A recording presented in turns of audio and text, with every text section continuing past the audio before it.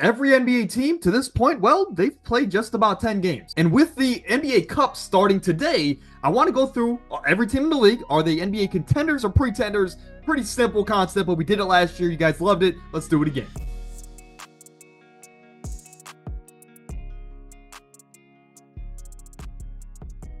Let's kick off today's video with the obvious contenders. Of course, these are teams that came into the season with expectations outside of the Cavaliers. And these are teams that I think, even though they've had some bumps along the way, these are teams that I think are still considered contenders to me. The Boston Celtics, the OKC Thunder, and the Dallas Mavericks, even though they are 500, they're going to figure it out. They need time to mesh. And of course, not always does Luka take the regular season serious. For the Cleveland Cavaliers, it's my hometown team. I didn't think that we would be considered legitimate contenders, but Kenny Atkinson, with this system that he brought over from Golden State, it's opened up the entire offense. We are playing with so much confidence at the moment, and Donovan Mitchell doesn't need to be Superman on a nightly basis for us to contend. Evan Mobley also should be an all-star.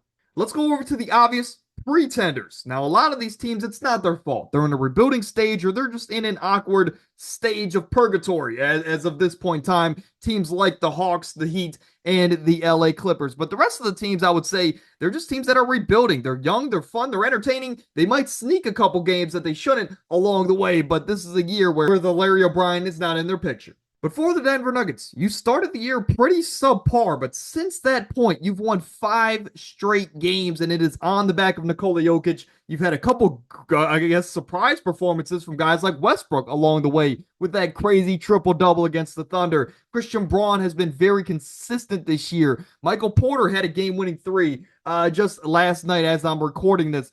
This is a team that has had a lot of ups and downs to start the year. It is a lot of Nikola Jokic, and can we get enough around him to just win this game ahead of us? And that's going to be a problem going forward. And that's what I'll say is they're shooting the 3 ball incredibly well against second in the league. They have a top 10 offense, and that, again, is on the back of Nikola Jokic.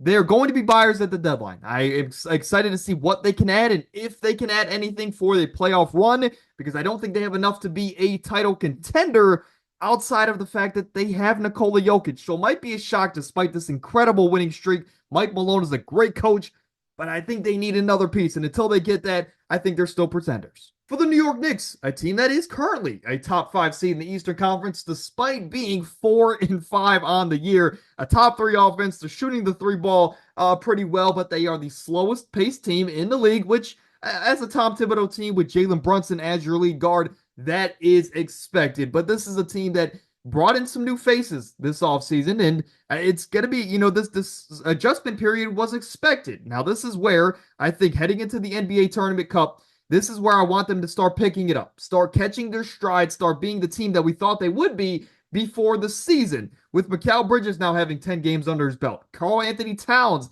having 10 games under his belt. This is where I want to see them hit their stride. But with that being said, the defense is there. Of course, it's just about what can we get offensively outside of Karl-Anthony Towns and Jalen Brunson on a nightly basis, which, again, it's an adjustment period. They're going to figure it out. Maybe they add a piece along the way. But as of this point in time, despite a below 500 record, I think they're still contenders, especially in the Eastern Conference. For the Milwaukee Bucks, we'll make this one quick because before the year, there was a little bit of expectation. We said, hey, they have Dame and Giannis. They always have a shot. But that hasn't really, I guess, happened so far this year. They're 2-8. They're almost bottom in the Eastern Conference, tied with, I think, the Washington Wizards. Regardless, they are shooting the 3 ball actually pretty well. Outside of that, though, it's Dame and Giannis, and even if both of them have it going on a single night, as we saw against the Cavaliers, they can still lose both of those games if both guys have it going. There's just not a lot of talent outside of the big 2 guys here, and the head coaching is not great. The rotations are weird. Doc Rivers is being Doc Rivers. This team is a contender, even though they have the star power.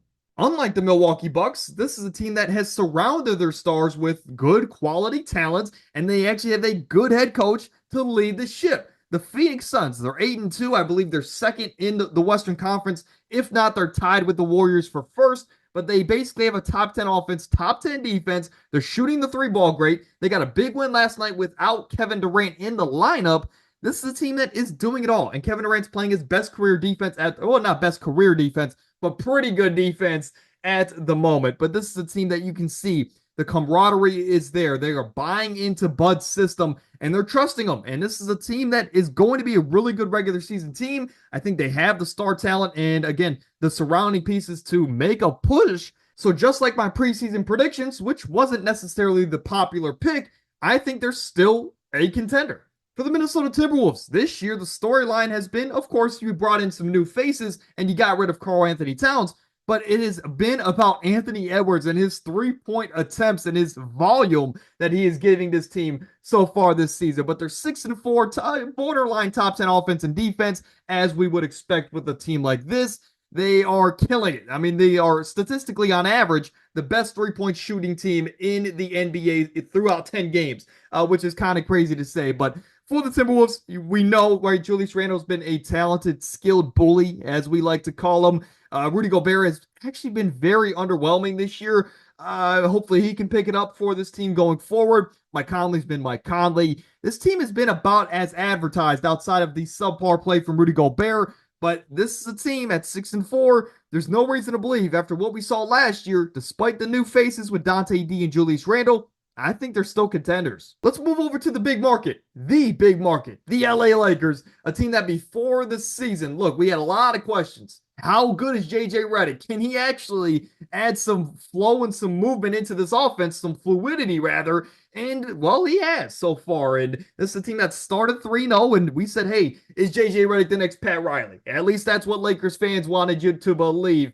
But this is a team that is led by a 39-year-old player, soon to be 40-year-old, that I grew up as a kid, as a Cleveland Cavaliers fan, watching the King LeBron James. As much as I want to tell you guys that this team is going to go and win LeBron's 5th ring with JJ Redick as a first-year head coach, I just don't see it. They're good, they're just not great, and that's unfortunate. Again, I'm a LeBron fan. I'm a Cavs fan, right? So I watched LeBron for many, many years. I want to see him get that 5th ring if we don't, but I just can't see it. Now, for the Philadelphia 76ers, I have had this channel for almost 3 years now. And throughout the first 2, I said, do not buy into the 76ers. Do not fall into this trap. They are pretenders. Joel Embiid will not stay healthy when it matters most. And did I change my perspective this year? In the preseason, I did. I said this team has so much depth. They have Joel Embiid, who's not going to be playing back-to-backs. He should be healthy, and this team should be good for the playoff run. Now, to start this year, Embiid, of course, has not played. Tyrese Maxey has been down the last few games, and Paul George missed the first few. Now he is ramping up. So the big three of this team, we haven't seen them together yet on the court in a real NBA game. Now I will say this is a team that it is a game of waiting at the moment because Joel Embiid, when he comes back, I think he's going to come back pretty soon. I want to see how the team plays then. So I think they're a victim of just their circumstance. And I want to see how this team looks when Embiid is back in the lineup with Tyrese Maxey and, of course, the remaining crew. Now, the reason I still like this team is the fact that Paul George only had 15 last night. He's not playing like PG-13 or PG-8 at the moment, but this is why I like him, because Yabusele gave you 20 and 8 last night. Jared McCain gave you 27 last night.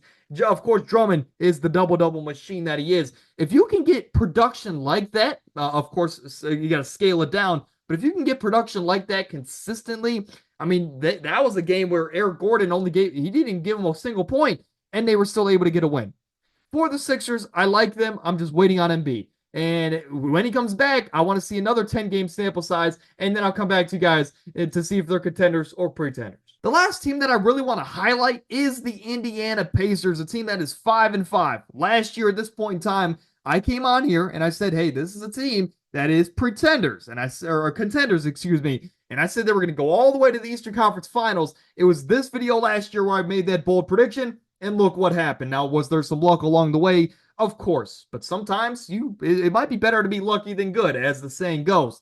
But this is a team that just hasn't necessarily won at the level. They haven't carried the momentum from last year, is a good way to put it. They've had some good wins over the Knicks and Mavs, but they've also had some pretty bad losses to the Orlando Magic and the Charlotte Hornets. They're not shooting the 3-ball great despite their pace, how fast they like to play. Now, they have slowed down a bit. Of course, last year they were the number 1 pace in the NBA. Now they're about league average. I think there's definitely just a little bit of a slump that this team is going through. But last night, getting Ben Mathurin to give you 38, Tyrese Halliburton had a 30-10 game. This is a team that will figure it out eventually, and I think they're going to get back to where they were last year.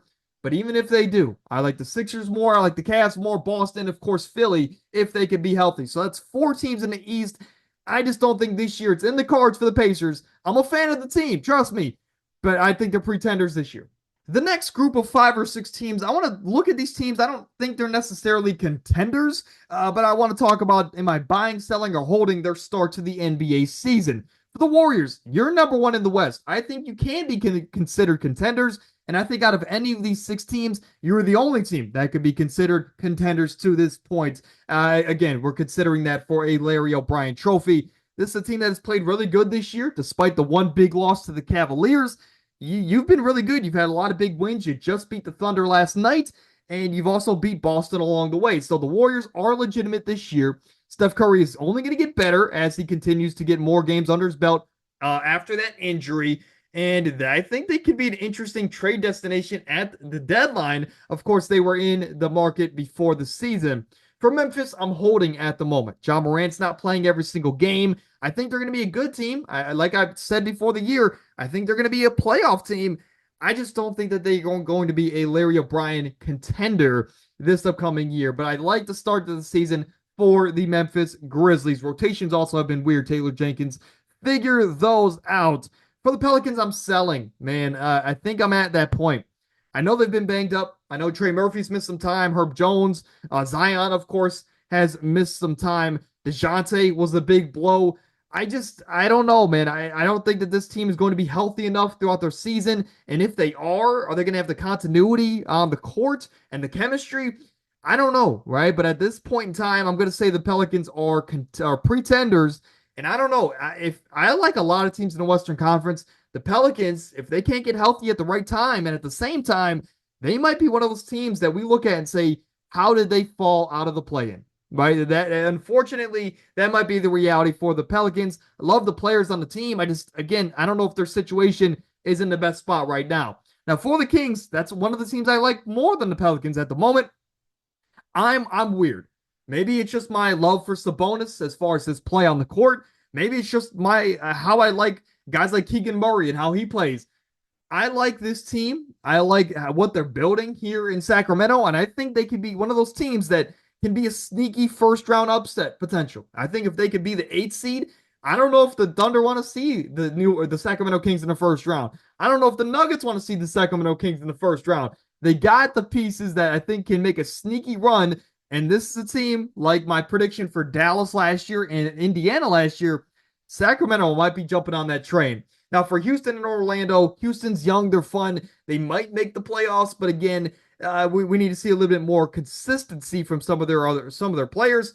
Orlando, it sucks, man. I think they could have been a top 3 seed this year if Powell stayed healthy. But when is he going to come back? And if he does, how long is the ramp up period going to be? But those are the teams I'm buying, selling, or holding at the moment.